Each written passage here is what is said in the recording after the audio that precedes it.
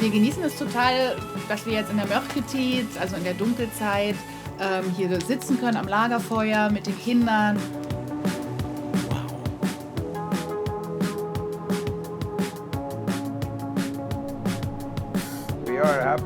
Wir sind glücklich. Wenn wir Fisch fangen können, ist uns die Dunkelheit egal.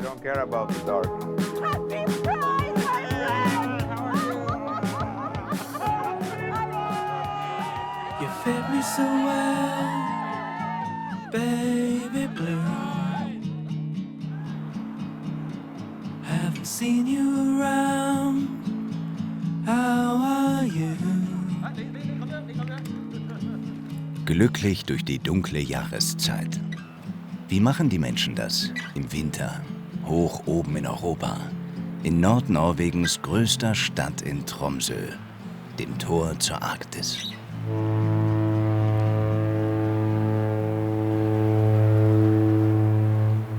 Es sind mehr als 1700 Kilometer von Norwegens Hauptstadt Oslo hoch nach Tromsø. Die Metropole im Norden liegt 350 Kilometer über dem Polarkreis.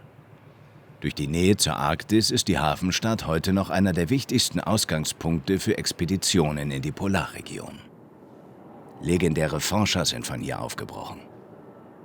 Tromsø ist auch Anlaufpunkt für die Kreuzfahrtschiffe der Hurtigrute. An Bord Touristen, die eine Ahnung davon bekommen, wie es sich anfühlt, das Leben über dem Polarkreis. Tromsø im Winter, besonders in der dunklen, kalten Jahreszeit, zum Verlieben schön.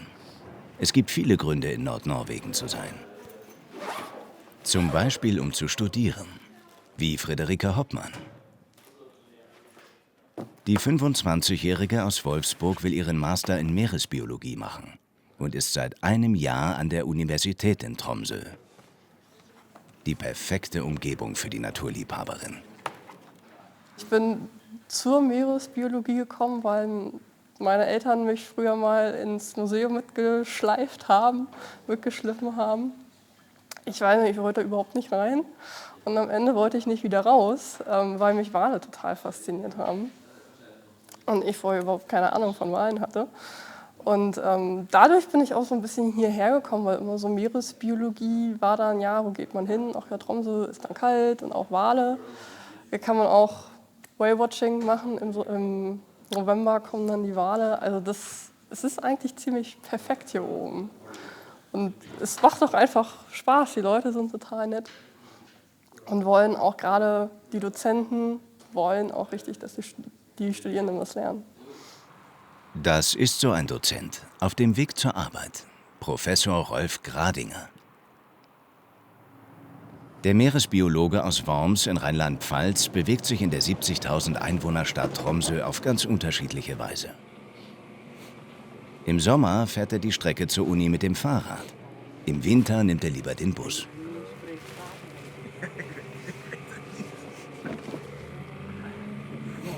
Gerade jetzt bei dem Winterwetter ist die Alternative im Sommer ist Fahrradfahren ganz schön, aber jetzt ist es wirklich toll mit dem Bus. Und das Gute ist auch, die Busverbindung ist ziemlich gut. Also wir können von da, wo ich wohne, geht ein Bus nahezu direkt bis zur Uni. Und dann sind das 25 Minuten, also es geht ziemlich zackig. Und die haben ja hier in Norwegen so ein Mautsystem eingeführt. Und viel von dem Geld, was in das Mautsystem reinkommt, wird investiert in die Busse. Deshalb ist das in den letzten 2-3 Jahren auch sehr viel besser geworden hier. Ja. Und sie fahren bei Eis, Schnee, Regen, also das ist sehr verlässlich eigentlich.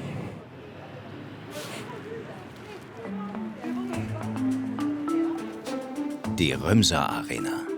Spielstätte von Tromsø Idrettslag, dem nördlichsten Fußball-Profiklub der Welt. Das Stadion mal wieder eine Eiskiste. Und am Sonntag hat die erste Mannschaft ein ganz wichtiges Spiel. Ein Haufen Arbeit wartet auf den Greenkeeper. Karl-André Berg will es mit dem Schneepflug richten. Der Platzwart kämpft mit vertrauten Gegnern. Snow is my main enemy. And the cold. Schnee ist mein größter Feind. Und die Kälte. Eigentlich ist die Kälte der größte Feind, weil wenn es dann richtig kalt wird und du kein warmes Wasser in den Leitungen hast, wird der Platz sehr hart. Und wenn ich jetzt gleich die dünne Schneedecke weggemacht habe, dann trage ich Salz auf. Und mit den Zusätzen, die wir benutzen, wird der Platz dann wirklich weich. Damit wir auch spielen können. Wir haben ja schon bald dieses wichtige Spiel.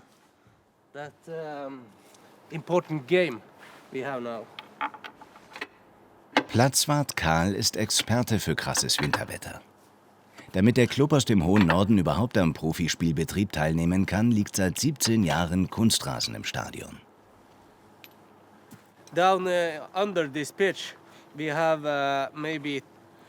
Unter dem Platz liegen Wasserleitungen, etwa 5 oder 10 Zentimeter tief. Das Wasser kommt aus dem Norden der Insel und hier unter sind auch so etwas wie eine weiche Unterlage, eine Art Kissen. So wird alles noch weicher. Das Gras ist dieses Granulat. Das ist wie Kork. Darum fühlt der Platz sich sehr weich an. Du kannst ihn nicht auf Naturrasen spielen. Wenn der Schnee kommt und es plötzlich wärmer wird und du fährst dann mit dem Traktor auf dem Platz, wird alles matschig. So funktioniert das hier oben nicht. Noch ist genug Zeit, den Platz vom Schnee zu befreien. Das Team hat am Wochenende das so wichtige letzte Heimspiel in dieser Saison. Für Tromsø geht es um die internationalen Plätze. In der Liga der Großen spielt bereits Norwegens Arktische Universität. Mit ca. 15.000 Studenten ist sie die 6. größte Uni Norwegens und zudem die nördlichste Universität der Welt. An diesen Ort hat es Meeresbiologe Rolf Gradinger vor nun mehr als 10 Jahren beruflich hingezogen. Ja, das ist mein Arbeitsplatz hier. Das ist die norwegische Fischereihochschule. Aber das ist praktisch ein Teil von der Uni hier in Tromsø. Die Uni, das ist ja eine Komplettuni. Das ist ein großer Campus und auf dem Campus ist alles. Da hast du Jura, hier haben wir die große nordnorwegische Medizinfakultät, Biologie, da wo ich zu Hause bin, kann man studieren. Und hier wird alles angeboten und für sowohl Bachelor als auch Master. Und das Interessante bei uns ist, dass die Masterausbildung, die ist dann auf Englisch. Und von daher haben wir viele ausländische Studenten aus Deutschland, Spanien. Wir haben auch Studenten aus Australien. Ich habe eine Studentin, die kommt aus Alaska. Also von überall her in der Welt kommen die Leute, um hier zu studieren. Zum einen, weil wir, glaube ich, wirklich ein gutes Studienprogramm haben und weil es einfach ein toller Platz ist, um hier zu leben. Wer in Tromsø lebt und studiert, muss im Winter mit zumeist überheizten Räumen klarkommen. Deshalb lernt die kälteliebende Friederike ungern in der Unibibliothek.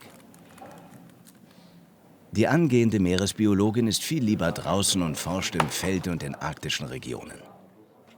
Bisheriger Höhepunkt: eine Uni-Exkursion nach Spitzbergen. Friederike hat mit ihrem Studium in Tromsø das große Los gezogen. Daran ändern auch die Tage in der Bibliothek nichts. Wenn man irgendwie auch einen schlechten Tag hat, geht man raus, sieht die Berge mit dem Schnee. Ich bin aber auch eine Person, wenn ich Schnee sehe, bin ich automatisch, jetzt vielleicht nicht 100%ig glücklich, aber das packt noch mal so ein paar Prozent auch drauf, weil es dann einfach schön ist. Also das Panorama hier ist allein beeindruckend und man lebt ja auch an einem Ort, wo viele hinreisen, um das zu sehen. Und wenn man sich die Momente nimmt und das mal so ein bisschen reflektiert, dann ist es hier der beste Ort, wo man irgendwie, vielleicht nicht auf der Welt, so viel bin ich noch nicht rumgekommen, aber wo man irgendwie sein kann. Glücksmomente an einem Ort, an dem die Sonne im Winter für 2 Monate verschwindet, sich unter dem Horizont versteckt und nur für wenige Stunden Licht spendet. Wo ein jeder Wintertag zu einem kostbaren Ereignis wird, das einen zum Bleiben bewegen kann. You save it for the dark, with the silence ringing in your ears. You save it for the dark, when the shadows light up all your fears. Die Fjordlandschaft Nordnorwegens. Im Winter so reizvoll wie anstrengend. Wer hier hängen bleibt, nur weil es in der dunklen Jahreszeit so schön schneit, muss mit Arbeit rechnen. Ben Vogt hat sich darauf eingelassen, auf ein Leben in der Abgeschiedenheit. Der Tagesablauf auf seinem Hof 200 Kilometer nördlich von Tromsø wird entscheidend vom Wetter bestimmt. Ja, die Wetterextreme ist halt, dass das Wetter hier in Nordnorwegen, gerade November, Dezember, Januar, das kann sehr wechselhaft sein. Und ja, da kann halt sehr viel Wind auf einmal aufkommen und ein Haufen Schnee. Und deswegen brauchen wir auch den Traktor halt, weil halt, wenn du einen halben Meter Schnee bekommst hier auf dem Hof, der muss dann sofort geräumt werden. Und da gehen schon etliche Stunden im Jahr drauf, allein nur den Schnee hier wegzubekommen. Ben aus Brandenburg und Lebensgefährtin Kati waren noch Studenten, als sie sich für das Hofleben im Norden Norwegens entschieden haben. 16 Jahre ist das her. Mittlerweile leben die beiden hier mit 2 Kindern und 40 Schlittenhunden. Das Familienleben in der Abgeschiedenheit der Finnmark hat aus dem Akademiker Ben einen Alleskönner gemacht.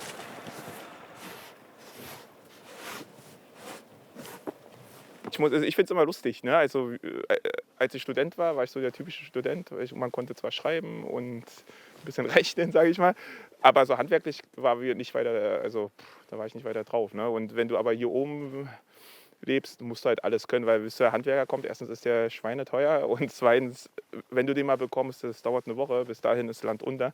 Und deswegen hier oben musst du Elektriker sein, Rohrleger, Tischler. Also alles, was ihr hier seht, haben wir auch selber aufgebaut. Sie ergänzen sich gut. Lebensgefährtin Kati hat damals ihr Studium in Norwegen abgeschlossen und arbeitet seitdem als Englischlehrerin im nahegelegenen Dorf in Langfjordbotn. Ben ist studierter Geograf. Sein Augenmerk liegt auf dem Hof, auf dem es natürlich mehr zu tun gibt, als nur Schnee zu räumen. Seine Schlittenhundezucht sorgt für die meiste Arbeit.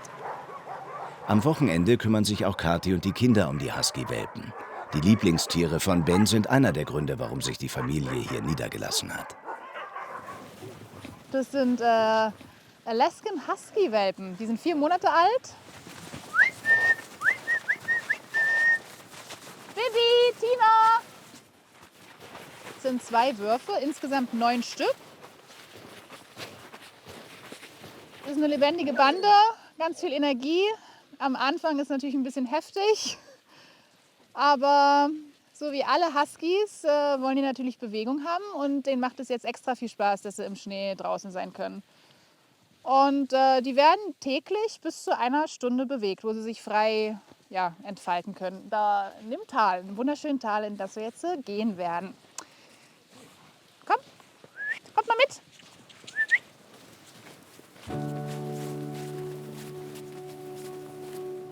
Komm! Ja, komm mal! Es sind diese Momente in der Natur, die nicht nur Husky-Welpen glücklich machen. Der Winter in Nordnorwegen kann paradiesisch sein.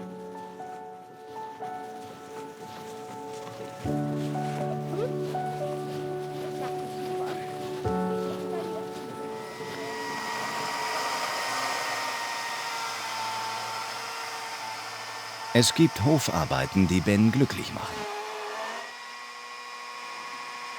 Wenn er mal wieder eine Fichte vom Nachbarn in seinem kleinen Sägewerk bearbeiten kann, dann ist Ben in seinem Element.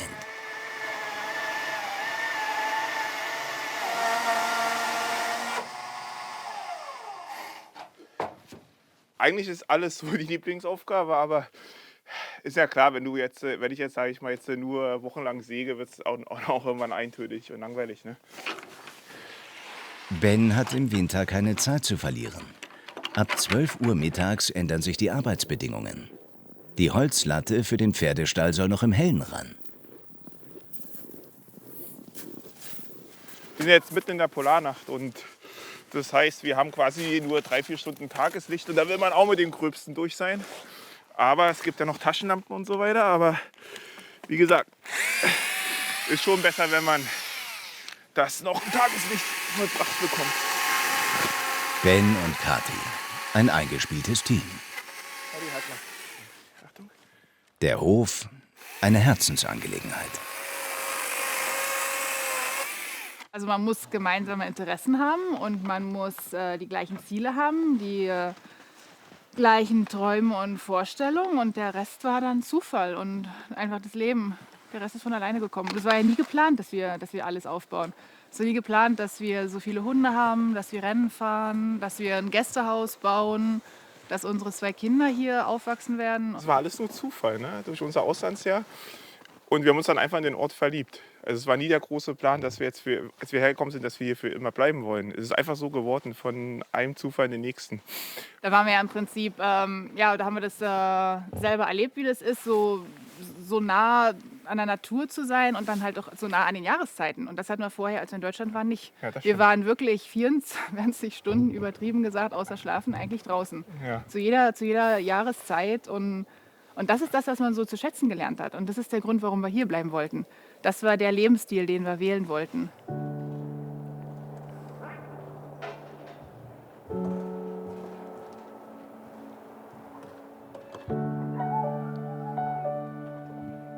Zum Lebensstil in Nordnorwegen gehört auch eine Grillhütte.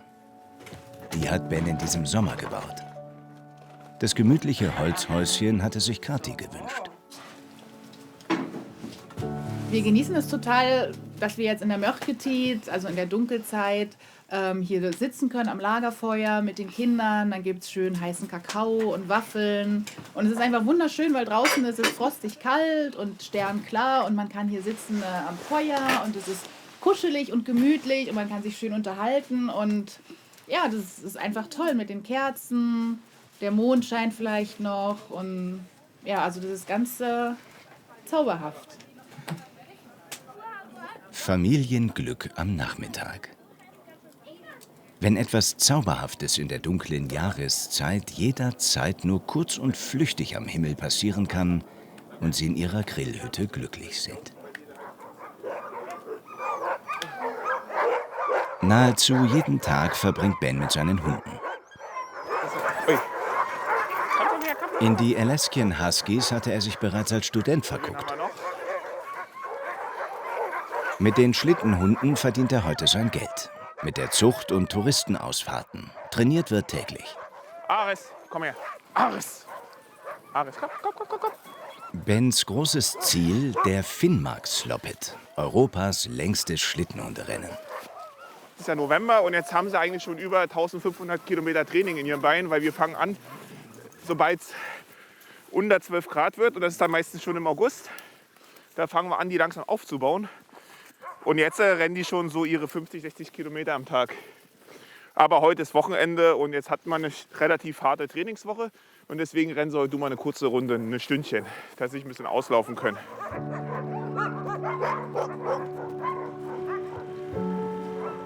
Die Trainingsbedingungen zu dieser Zeit noch nicht ideal. Zu wenig Schnee. Doch wenn es im Winter mit dem Sohn und einem Haufen Huskies durch die Finnmark geht, ist Ben glücklich. Auf diese Weise kommt er vortrefflich durch die dunkle Jahreszeit.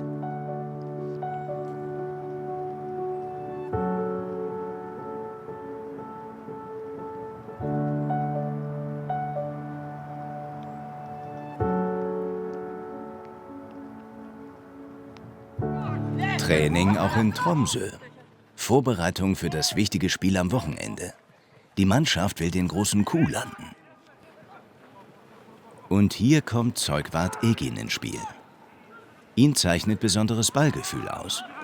Und deshalb kümmert sich der Clubveteran in der sehr kalten Jahreszeit täglich um das Spielgerät. Sein Augenmerk gilt dem Luftdruck.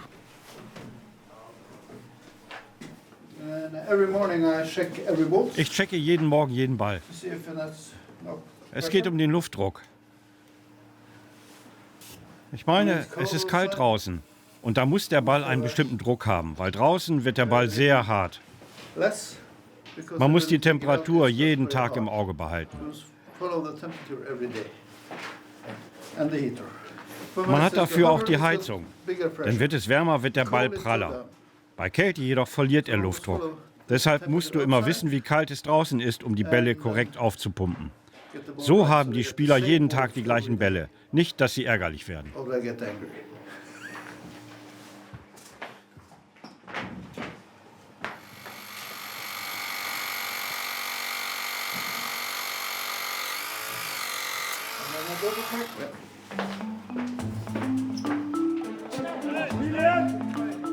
Abschlusstraining bei minus 5 Grad.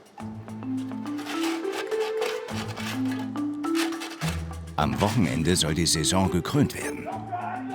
Die Mannschaft aus dem vereisten Norden spielt überraschend ganz oben in Norwegens Eliteliga mit. Ihr Kapitän Ruben Jensen spielte mal 3 Jahre in Kaiserslautern. Der halbe von der Jahr ist es kalt und es ist dunkel und ja, mit viel Schnee. Wir haben keine große Halle hier, so wir müssen draußen spielen manchmal und ja, es ist gar nicht einfach, das ist nicht.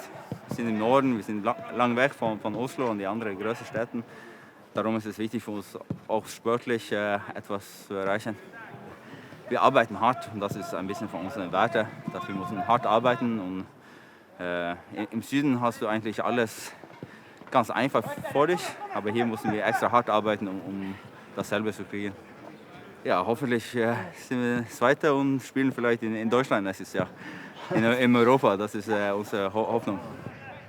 Der Club würde sich mit einem Sieg das größte Weihnachtsgeschenk machen.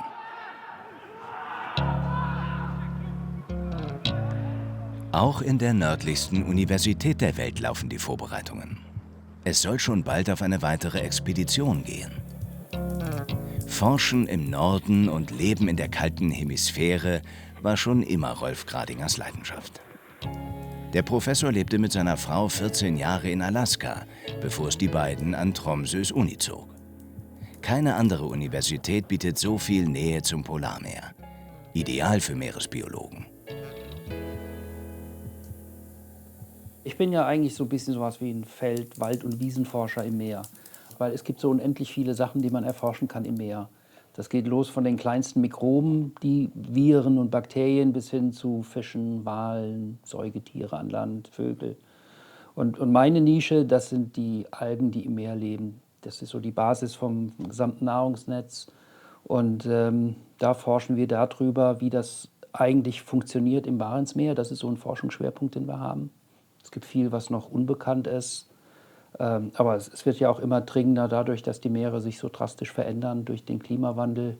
Gibt es auch ganz konkrete Fragen, was für eine Fischerei gibt es überhaupt noch so in 20, 30 Jahren in Norwegen im Barentsmeer. Und das ist dann für die Leute, die hier leben, natürlich auch essentiell zu wissen, weil die leben ja vom Meer. Also das Meer ist ja ein ganz zentraler Bereich von allen Lebenslagen hier in Nordnorwegen. Und von daher ist da auch so eine große Neugier und auch ja, so eine Verpflichtung gegenüber der Allgemeinheit, dass wir da gute Daten und gute Antworten liefern. Das Leben in Norwegen war schon immer vom Fischfang geprägt und bildet nach wie vor die Existenzgrundlage für die Menschen entlang der nordnorwegischen Küste. Kleine Dörfer wie Havøysund, 500 Kilometer weiter nördlich von Tromsø, sind Anlaufpunkt für die lokalen Fischer und ihre Schiffe. Von hier fährt die Jens Christian regelmäßig raus aufs Meer. Auch heute will die Crew ihr Glück versuchen. Leinen los um 12 Uhr mittags, kurz vor Einbruch der Dunkelheit. Kapitän und Eigner des Schiffes ist Sondre Kristoffersen. Der 34 Jahre alte Fischer und Familienvater kennt das Polarmeer und entscheidet, wo es lang geht. Kurs Nord-Nordost. Wir fischen gerade in der Barentssee, ein bisschen westlich vom Nordkap. Unser kleines Fanggebiet heißt auf Norwegisch, ja, weiß ich gar nicht, wie ich das übersetzen soll. Steinhintern oder so ähnlich. Den gesamten Winter über ist es kein schlechtes Revier für Kabeljau. Aber in der Vorweihnachtszeit ist es erfahrungsgemäß ein sehr guter Platz für Seelachs.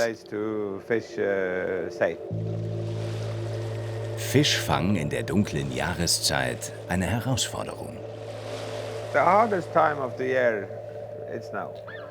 Jetzt ist die härteste Zeit des Jahres, ganz sicher. Alles ist viel anstrengender. Es ist viel leichter im Hellen zu fischen. für die Menschen und überhaupt. Im Sommer hast du mehr Energie, um es mal so zu sagen. Wenn es dunkel ist, ist es nett, Weihnachten zu Hause zu sein, aber nicht so nett zu fischen.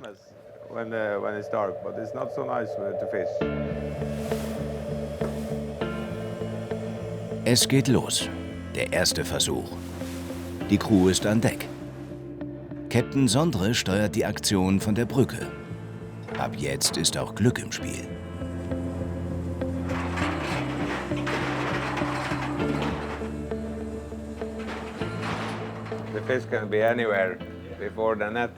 Der Fisch kann schon überall sein, bevor das Netz überhaupt unten ist.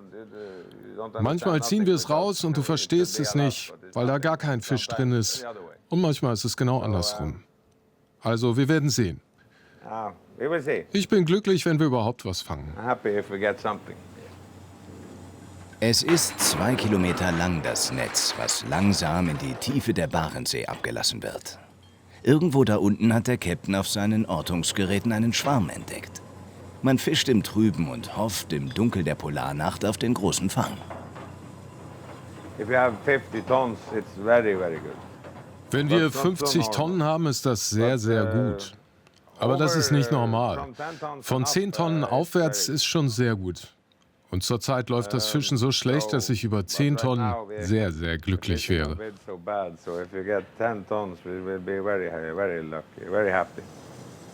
Manchmal sind die Männer wochenlang unterwegs. Die Menge des gefangenen Fisches bestimmt die Heimkehr. Die lange Zeit an Bord kann auf den Magen schlagen. Auch deshalb gibt sich Kombüsenchef Karl alle Mühe. Versorgt die Crew so gut es geht, auch in der Weihnachtszeit.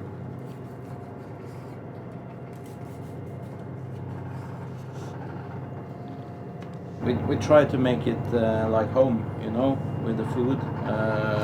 Wir versuchen wie zu Hause zu kochen. Wir machen Weihnachtsessen, schmücken Küche und die Messe. Ein bisschen soll es sich wie zu Hause anfühlen. Wir sind zwar alle weit weg von unseren Familien, aber wir genießen auch unsere gemeinsame Zeit an Bord. Es wäre nicht das erste Weihnachten, das Captain und Crew an Bord verbringen. Den Lebens- und Arbeitsrhythmus auf dem Schiff bestimmt damals wie heute der Fisch. Du bist schon viel unterwegs, weit weg von Frau und Familie. Manchmal ist das nicht leicht und wie eine Art Prüfung, ein Test für sich selbst.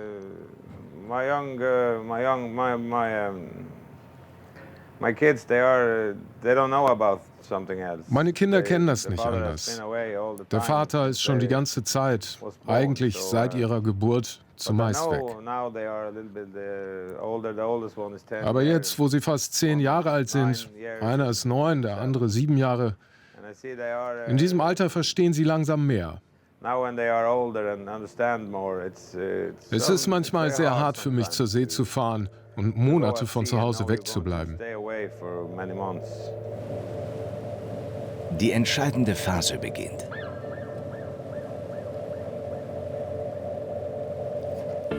Der letzte Kilometer Netz wird eingeholt.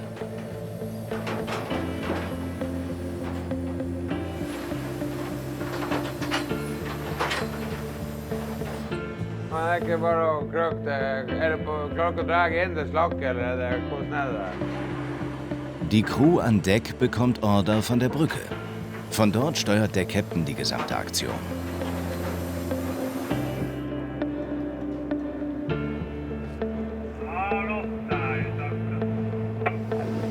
Im Scheinwerferlicht sieht es vielversprechend aus.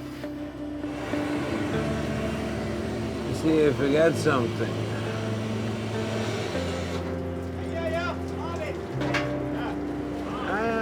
It's not so bad. You see the sack? You see that? Ein fetter Fang.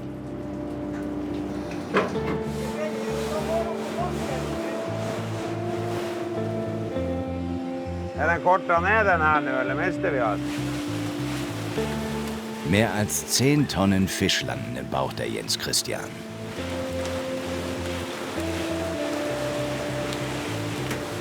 Das hat sich gelohnt. Die Crew ist an jedem Fang prozentual beteiligt. Mit so einem guten Fang hatte der Captain nicht gerechnet. Damit lassen sich mehr als die Kosten dieser Tour decken. Ab jetzt fährt die Jens Christian in der Gewinnzone. Captain Sondre hat auf das richtige Fanggebiet gesetzt. It's very nice that this job, when you Der Job hier ist schon schön, wenn du auf dem Meer bist und für die Welt Fisch fängst. Damit die Leute Proteine und eine gesunde Ernährung haben.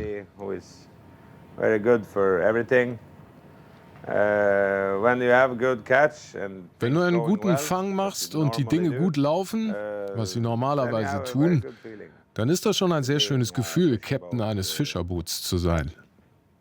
Dieses Gefühl, etwas Gutes für die Gesellschaft zu tun.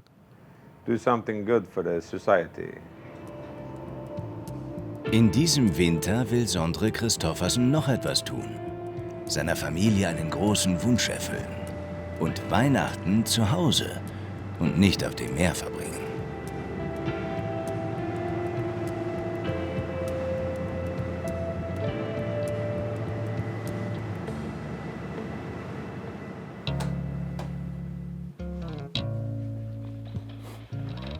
Dann lass mal unseren Kram packen. Jo, du hast alles? Nee. Professor Gradinger und Studentin Friederike packen für eine Exkursion im Watt. Temperatursensor, den Lichtsensor, Protokollbuch.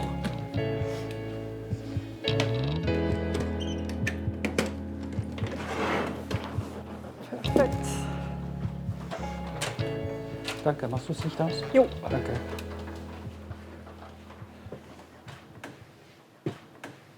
Ja, wir sind jetzt auf dem Weg zu unserem Untersuchungsplatz.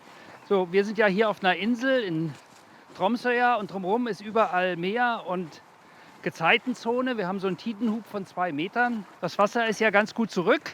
Ja. Das ist ganz prima. Geht meine ich auch noch ein bisschen weiter zurück noch. Müssen wir gucken, dass wir nicht in so Eisflächen reinkommen. Erstmal Sachen ablegen. Dann parken wir das mal hier. Ansonsten haben wir ja echt Glück, ne? Also Kein Wetter Schnee, ist mega. kein Sturm. Genau, also immer wenn wir Proben nehmen, müssen wir natürlich wissen, wann haben wir es gemacht und wo haben wir es gemacht. Ne? Also deshalb ist das Erste, was wir aufschreiben, ist immer Datum, Uhrzeit und Lokation. Und dann fangen wir an, weiter zu arbeiten. Ich schreibe auch immer noch auf, wie das Wetter ist, weil manchmal ist das eben schon ganz anders hier. Ich bin ja interessiert an den Mikroalgen, die hier drin leben. Also so mikroskopisch kleine Pflanzen. Algen, das sind im Sommer in einem Quadratzentimeter vielleicht so 5000. Und die große Frage ist jetzt, was machen die im Winter? Weil wir haben ja 2 Monate mehr oder minder dauerdunkel und das gefriert immer durch. Überleben die das oder gehen die tief runter? Und ein Instrument, was mir erlaubt, das sehr schnell zu erfassen, ist dieser Stift. Also hier das strahlt so blaues Licht aus und die Mikroalgen absorbieren das und senden dann rotes Licht aus. Und das messen wir. Wenn ich also viel rotes Licht messe, dann weiß ich, das sind viele Algen. Aber die Messungen, die muss ich machen mit Algen, die völlig im Dunkeln waren. Das ist so eine Standardisierung. Und deshalb habe ich sowas wie Blumentöpfe, die setze ich drauf. Die sind ganz abgedunkelt, 5 Minuten warten und dann kann ich meine Messung durchführen. Perfekt, dass kein Wind heute ist. Ja, das macht das unendlich viel netter. Aber ich habe so eine Vormessung gemacht. Das heißt die Quantumeffizienz. Und das sieht so aus, als wenn die Algen trotz Dunkelheit und trotz minus 3 Grad Lufttemperatur immer noch sehr happy sind. Coole Sache, hä?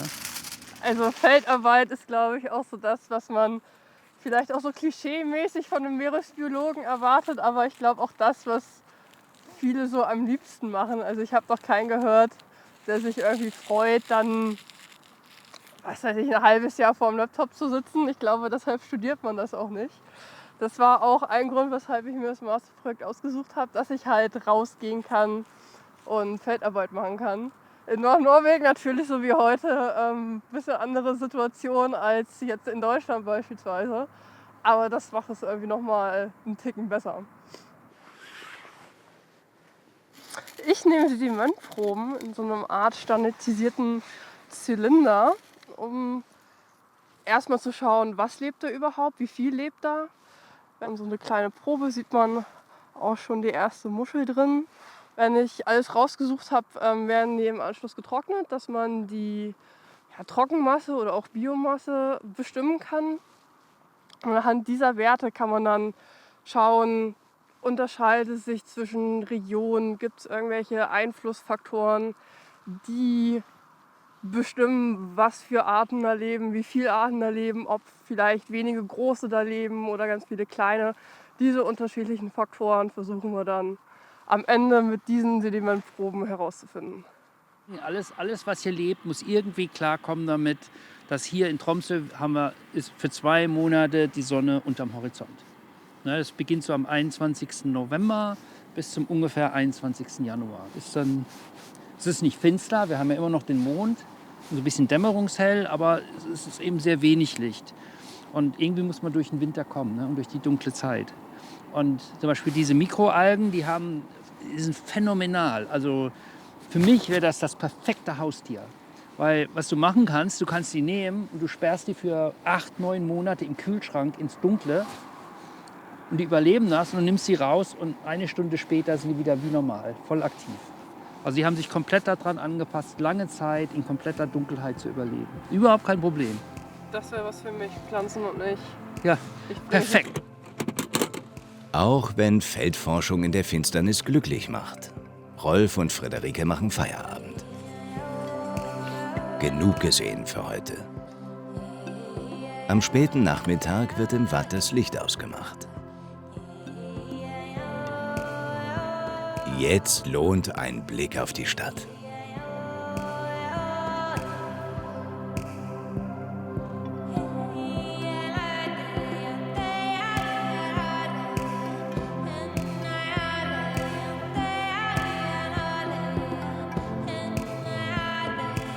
Die Eismeerkathedrale von Tromsø. Ein Wahrzeichen der Stadt. In der nördlichsten Kathedrale der Welt will Marie Mette Graff ein besonderes Zeichen setzen. Ein Regenbogen soll die Kirche schmücken. Noch kämpft der Küster mit dem Hissen der Flagge. Vi må flippe flagget. Du må flippe flagget. Ja.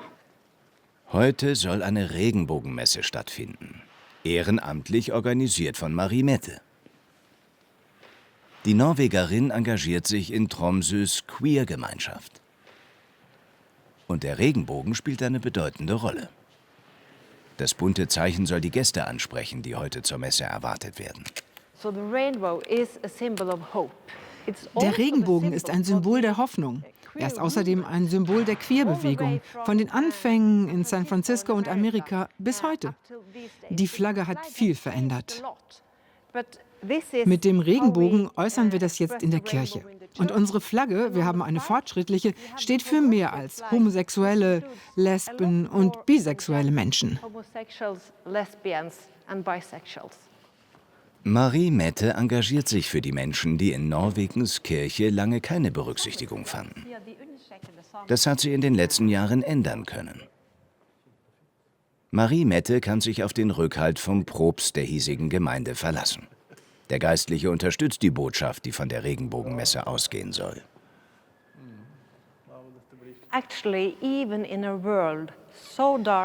Genau genommen erscheint die Welt momentan so dunkel, so furchteinflößend und erschreckend. Aber da ist die Hoffnung, die Liebe. Und wenn wir zusammenhalten, uns gegenseitig unterstützen, Diversität feiern, dann können wir uns verbinden und gegenseitig stärken. Und wir dürfen nicht vergessen, ohne die Dunkelheit ist es unmöglich, das Licht zu sehen.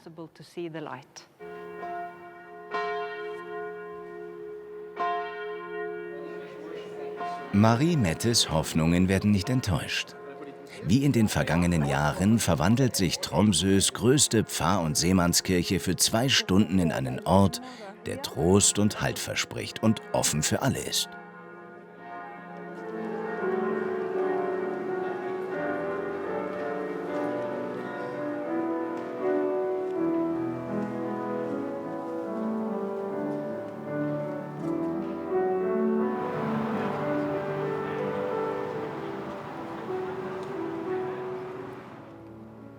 Die Eismeerkathedrale von Tromsø ist einmalig. Pfarr- und Seemannskirchen sind in jedem kleinen Fischerdorf an Nordnorwegens Küste zu finden. Diese kleine alte Holzkirche ist aus dem 18. Jahrhundert und steht an einem Ort, in dem damals wie heute der Fischfang das Leben der Menschen bestimmt.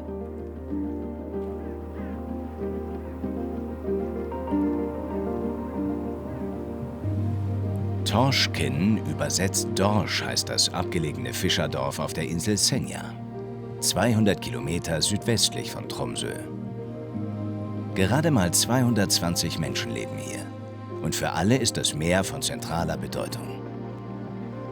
Fred Wilsgard ist einer von ihnen und hier geboren. Seine Familie lebt in der 4. Generation vom Fischfang.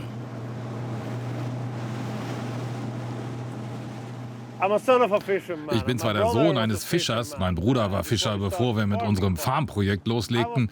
Ich wurde immer seekrank, deshalb kümmere ich mich lieber um die Buchhaltung. Hab die Richtung gewechselt.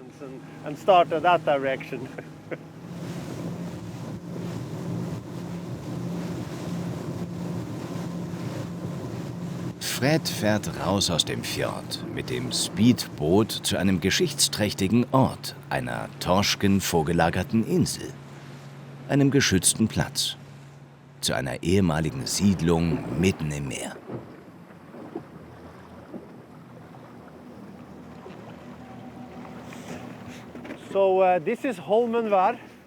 Das ist Holmenvar.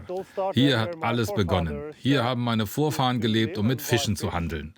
Dieser Ort war einmal eines der größten Fischerdörfer in Nordnorwegen. Während der Wintersaison lebten hier 600 bis 1000 Menschen.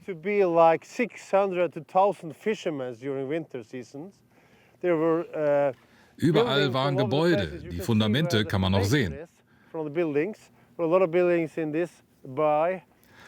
Man muss bedenken, wir sind hier mitten auf dem Meer in Holmenvar. Und natürlich, man musste damals segeln und zum Fischen rausrudern. Von hier war es einfach zu weit, um in den Fjord zurückzukehren. So hat man gelernt, hier zu leben. Ich liebe diesen Platz. Er ist fantastisch. Im Sommer während der Mitternachtssonne großartig. Im Sommer trinken wir auch gerne ein Bier hier. Der Geschichte nach ist das aber ja hier ein Fischerdorf und da wurde der Fisch ja gesalzen und getrocknet. Und wenn wir jetzt mal kein Bier trinken wollen, weil es zu kalt ist, essen wir einfach Trockenfisch.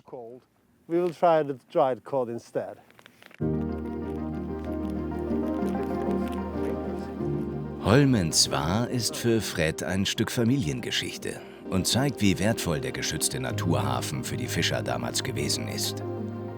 Zu einer Zeit, als das Fischen gefährlich und weitaus anstrengender war. Der Ort wurde schließlich vom Fortschritt eingeholt. Mit den Motorbooten kam das Ende. Der Platz wurde von den Fischern als Lebensort aufgegeben.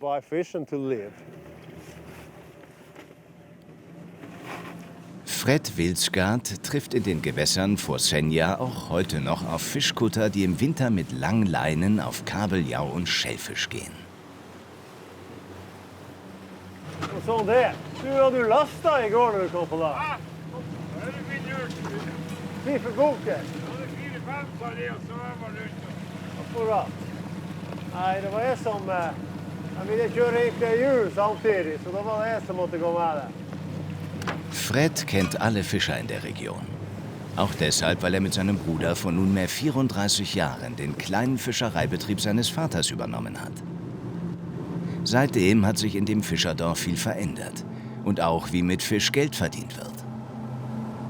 Die Brüder Wilsgard betreiben die größte Fischzucht in der Region und Fred ist der Macher und Manager.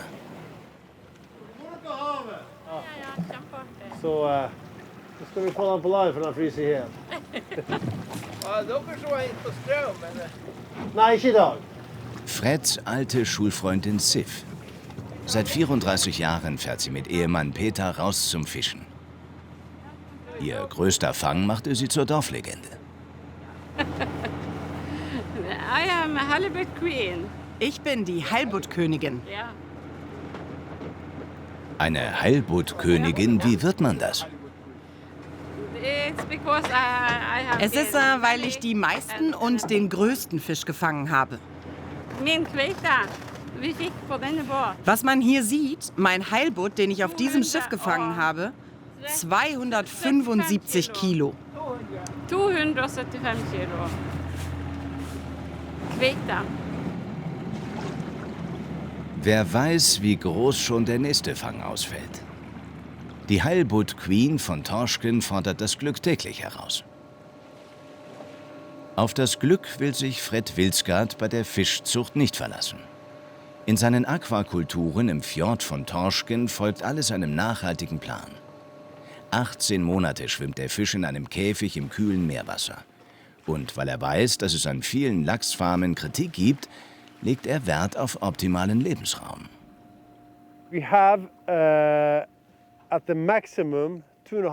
Maximal 2,5% des Volumens sind Fisch.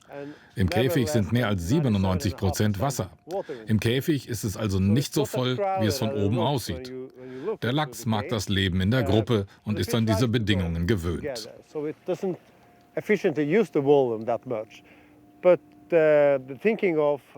Wir denken, das Verhältnis von 2,5% Fisch zu 97% Wasser ist eine gute Dichte und lässt keine Krankheiten zu. Man kennt das von der Pandemie. Wir hatten Abstand zu halten, um gesund zu bleiben.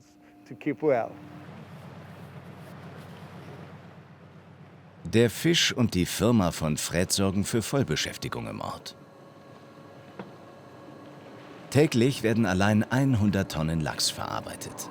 In modernen Produktionsanlagen geprüft und sortiert, gepackt und verladen und am Ende in mehr als 40 Länder geliefert.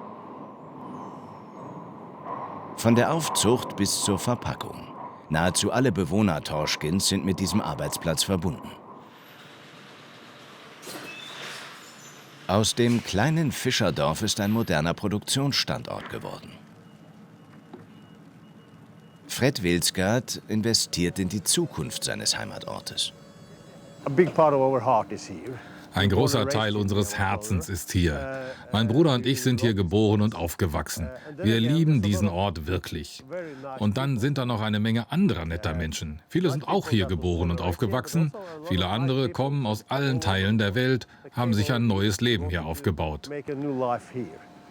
Aber wir alle mögen unsere Art und Weise der Zusammenarbeit. Das ist wichtig. Es dreht sich nicht um mich und um meinen Bruder, auch nicht nur um den Fisch oder ausschließlich um Kollegen. Es ist vielmehr das Zusammenmachen. Das ist wichtig. Das ist der Kleber, der unsere kleine Gemeinschaft zusammenhält. Auch nach Feierabend wollen die Dorfbewohner nicht voneinander lassen. Sie rücken zusammen im Dorfgemeinschaftshaus. Alle kennen sich, natürlich. Die meisten sind ja Arbeitskollegen. Auch Heilbuttkönigin Sif ist dabei. Man trinkt Kaffee, gern auch einen Glögg. Kleine Kinder kommen hier auch auf den Geschmack. Es geht gesellig durch die dunkle Jahreszeit. Mit der Weihnachtszeit verbindet man die dunkle Jahreszeit. Aber ich möchte es lieber Zeit des besonderen Lichts nennen. Es ist nicht die ganze Zeit dunkel. Das Licht morgens und abends ist fantastisch. Diese Farben, da ist alles dabei. Deshalb ist die dunkle Jahreszeit auch die Zeit der unterschiedlichen Farben. Wir mögen das sehr. Und wenn es mal zu dunkel ist, dann machen wir das Licht an. Drinnen und draußen. Yeah, lassen wir es leuchten. You fit me so well, baby blue. Haven't seen you around. How are you? Sie machen es im kleinen Dorf wie in der großen Stadt. Mit Licht wird nicht gespart. Alles ist erleuchtet.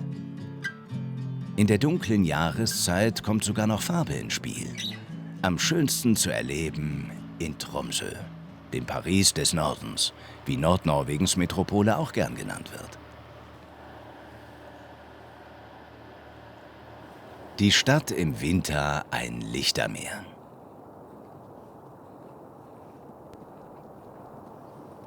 In Tromsøs Arena herrscht noch die Ruhe vor dem Sturm. Heute ist das entscheidende Spiel der Saison. Für beste Bedingungen auf der Tribüne wird noch gesorgt. Greenkeeper Karl hat bereits ganze Vorarbeit geleistet. Alles ist gut. Am Platz soll es nicht liegen. Wir haben alles vorbereitet. So, jetzt noch schnell die Werbebande anbringen und dann kann es losgehen. Ich hoffe, wir gewinnen heute.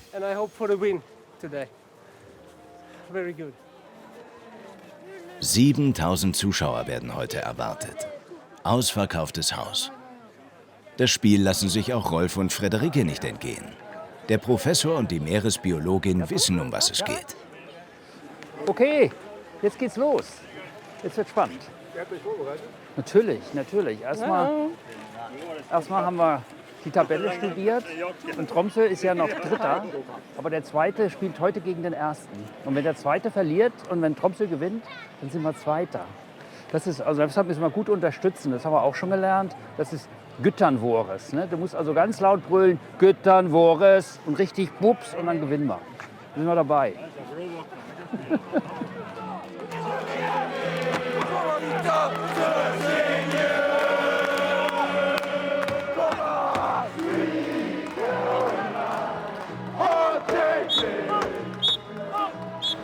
Das ist der Fanblock, ne? Die Ultras. Ja.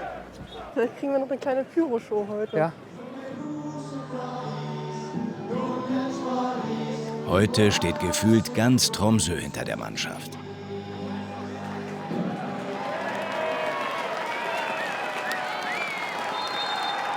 Und die Kicker wollen es ihren Fans von Beginn an zeigen.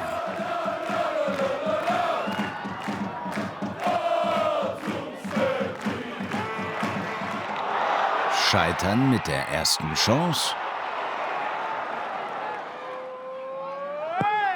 um es dann mit der zweiten zu machen.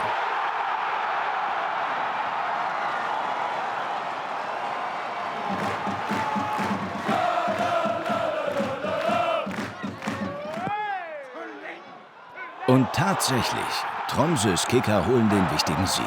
Das Team spielt nächste Saison im Europacup.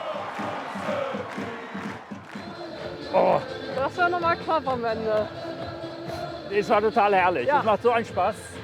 Und wenn du das anguckst, wie die Leute begeistert sind und mitgehen und sich einfach freuen. Und ich meine, das war jetzt die ganze Zeit, ich schätze mal -3 Grad, -4 Grad.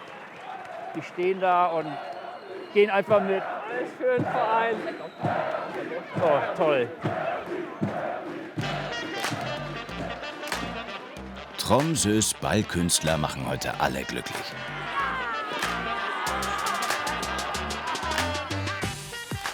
Diese Frauen haben jeden Samstag eine Verabredung mit dem Glück. Die Eisbadegruppe von Birgit Lockertsen.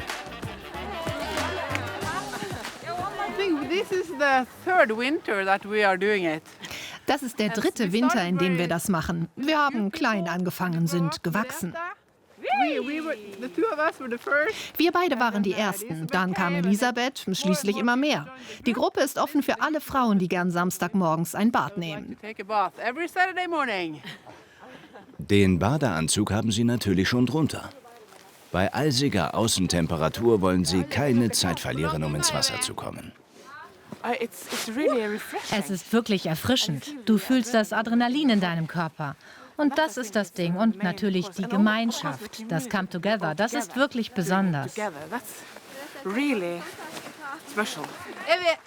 vi klar? Are you ready? Ja? Yes.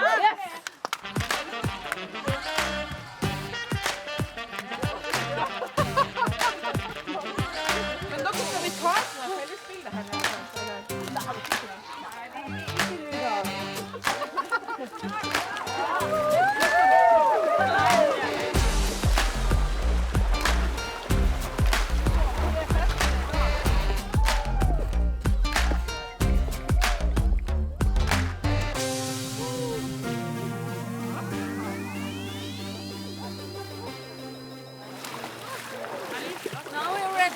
Jetzt bist du bereit für den ganzen Tag.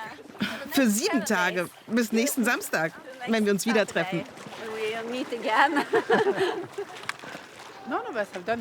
Keine von uns hatte das vorher gemacht. Wir haben es einfach probiert und es ist perfekt.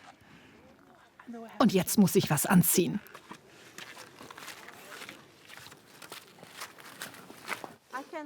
Nach dem Kältebad kommt der gemütliche Teil. Bei Kaffee und Keksen. Auch das gehört zum coolen Baderitual.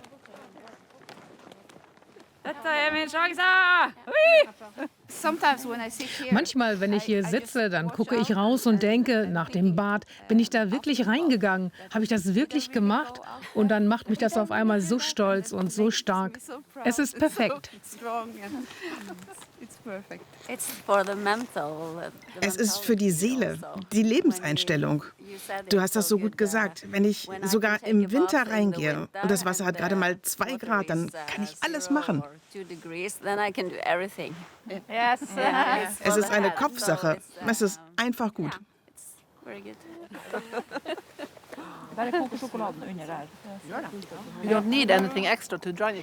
Es ist perfekt, weil man nichts extra braucht. Du brauchst einen Badeanzug und etwas an den Füßen, denn ohne etwas an deinen Füßen kannst du nicht rausgehen. Und du kannst hier mit allen Spaß haben.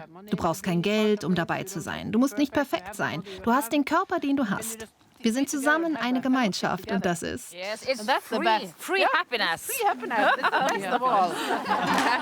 Das kostenlose Glück. Erhältlich jeden Samstag an einem Fjord in Tromsø.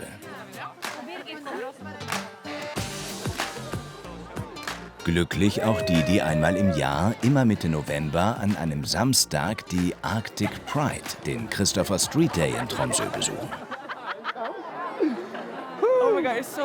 Es ist so wichtig, die Arctic Pride. Und es schneit. Es ist kalt und wir sind trotzdem alle hier, um die Liebe zu feiern. Wir sind so aufgeregt. Zur Arctic Pride, dem coolsten Christopher Street Day der Welt, kommen alljährlich 5.000 bis 10.000 Menschen. Egal wie kalt und verschneit es ist. Marie Mette aus Tromsø weiß auch warum. Dies ist eine Stadt mit so vielen Nationalitäten. Das Geschlecht ist uns egal. Es ist uns egal, wen du liebst. Wir feiern einander, wir feiern Vielfalt, Liebe. Uns ist das Wetter egal. Und wer will, feiert mit uns. Und wir fühlen uns gemeinsam frei. Happy Pride! Happy Pride! Happy Pride, my friend! How are you? Happy Pride! Hello, Happy Pride! Have a great day! Die Arctic Pride. Mehr als ein Fest der LGBTQ-Gemeinde. Im Schneetreiben von Tromsø haben sich alle Menschen lieb. Der alljährliche Christopher Street Day löst Glücksgefühle aus. Und das in der dunklen Jahreszeit. Man sieht, heute scheint keine Sonne. Vor gerade mal einer Woche ist sie verschwunden, für 2 Monate. Wir können gemeinsam Licht und Leben schaffen. Darum machen wir das im November. Durch den Winter mit Methode. Es gibt viele Wege. Die einen forschen oder gehen studieren. Sie gehen auch fischen. Oder genießen das Familienleben. Ob im Dorf oder in der Stadt. Es bleibt alles Einstellungssache. Wenn es durch die dunkle Jahreszeit geht, sorgen die Menschen für Lichtblicke einfach selbst. So geht Glück nördlich vom Polarkreis.